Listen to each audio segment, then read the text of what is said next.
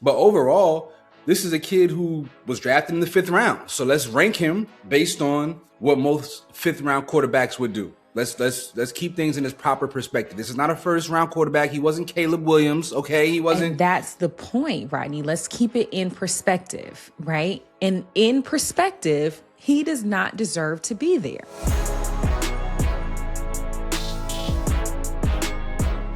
Rodney, Shedeur Sanders is a Pro Bowler, right? We just saw this article from The Guardian, and the headline is that Shedeur is doing something that his father was not able to do, which is be named a Pro Bowler in his rookie season. This is great for Shedeur. We can start with the pros, but I do have some negatives, though. You hating. Don't hate. No. Look, obviously the Pro Bowl is not what it used to be.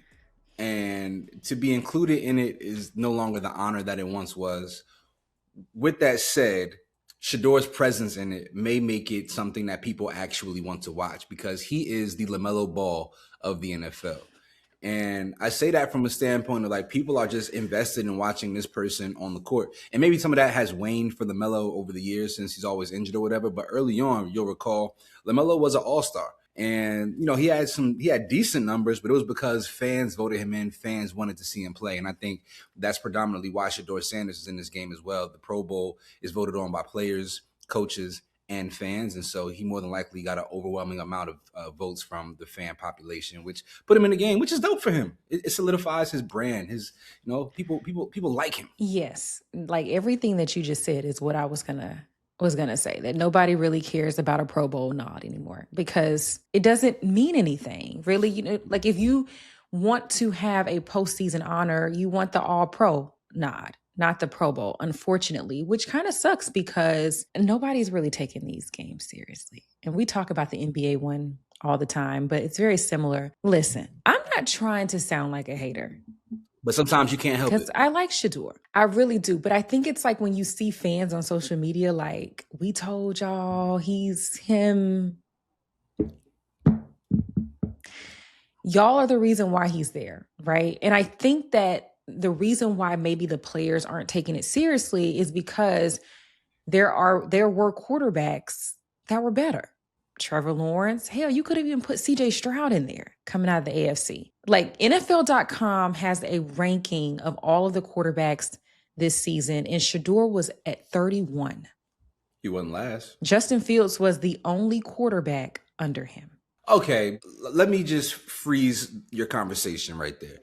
Let's not pretend like Shedeur didn't have some brilliant moments. Let's not pretend like he didn't have some of the most adversity to overcome leading up to the point in time in which he was able to be under center and become the quarterback for the Cleveland Browns. Some of those games that he lost, even some of those interceptions that he picked up, were not because he threw bad balls or because he performed poorly. Like there were certain balls I recall very distinctly in which players were dropping into the hands of defenses. Now, of course, did he have some bad plays? For sure, but he's a rookie quarterback who did not get first team snaps. So I expect him to have some kind of, some poor performances. But overall, this is a kid who was drafted in the 5th round. So let's rank him based on what most 5th round quarterbacks would do. Let's keep things in its proper perspective. This is not a 1st round quarterback. He wasn't Caleb Williams, okay? He wasn't. And that's the point, Rodney. Let's keep it in perspective, right? And in perspective, he does not deserve to be there. I'm not trying to be ugly about it, but that's just the truth. The fans got you there. There were other people that could have been in there. You could have put Cam Ward in there coming out of the AFC. Yes, people got hurt, right? So the people that we're talking about that are injured, Lamar Jackson, Mahomes, Joe Burrow is always weird out. I don't know what's going on. You know what I mean? Like these are like top tier, tier 1, tier 2 quarterbacks. They had him in tier 6.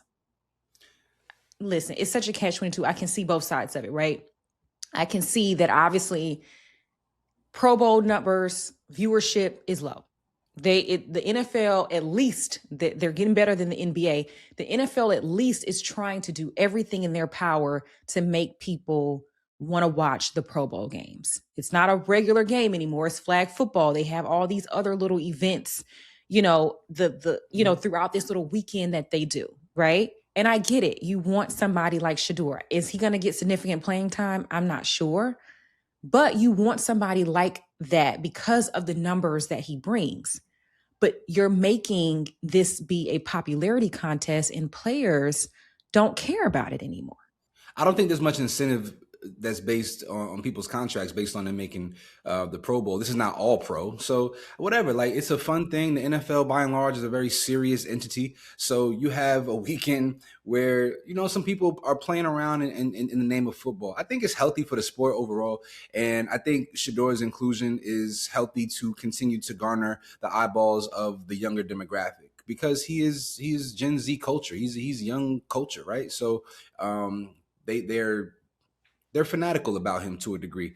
But I also think long-term, this bodes extremely well for Shedeur because the Cleveland Browns have yet to fully commit to him, right?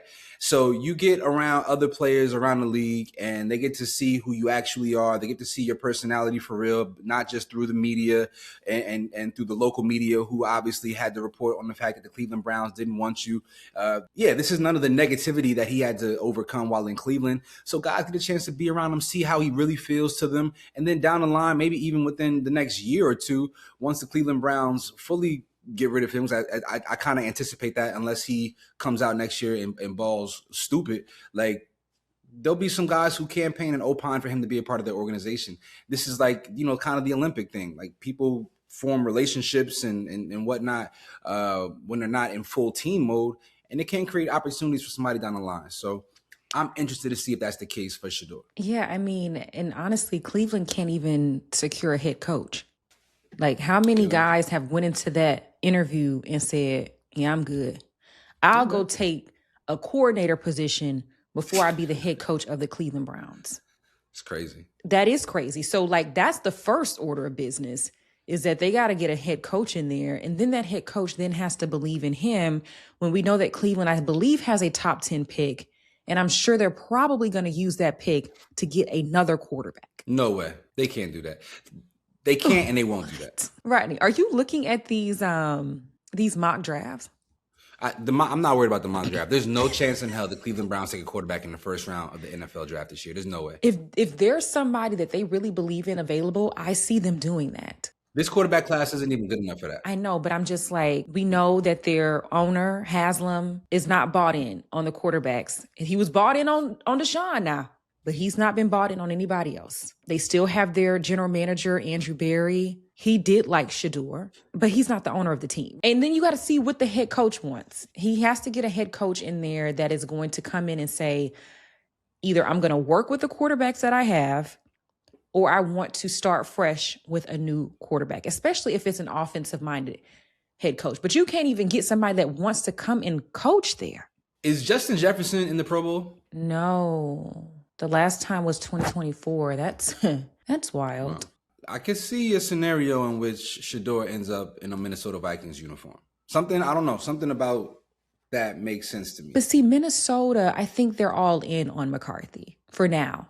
I don't think nobody else on that team in a uniform believes in J.J. McCarthy. I don't think anybody on that team thinks he's that guy. Listen, this is the reason why. McCarthy beat the Lions. That means something. That don't mean a lot, but it means something. Okay. And I think that he had some injuries, but I think that Minnesota is still locked in on McCarthy. And if they don't, then I think that they would go and get another veteran presence. I don't think that they would get another project because that didn't bode well for them with JJ. That's just my thought. They are in the NFC North. You can't be playing games. You know what I'm saying? You can't be, you don't have time for projects in that division. He'll get there cheap. It won't cost him too much, maybe a 4th or 5th rounder. And the kid is magic. I don't care what people say. The kid has some sort of magic in his blood. And you put him with a guy like Justin Jefferson, I think you can have some real opportunities for success throwing the football. But let's wrap this thing on up, man. I want to hear from our people out there. Let us know what are your thoughts on Shedeur Sanders being included in the Pro Bowl this year. Do you think it illegitimizes the game in and of itself, or does it help the fact that eyeballs will be there to look at Shedeur? Let us know your thoughts in the comments section. And we still have our newsletter. The link is in the bio. Please go click on that. We have all of the latest happenings in sports right now for you over there.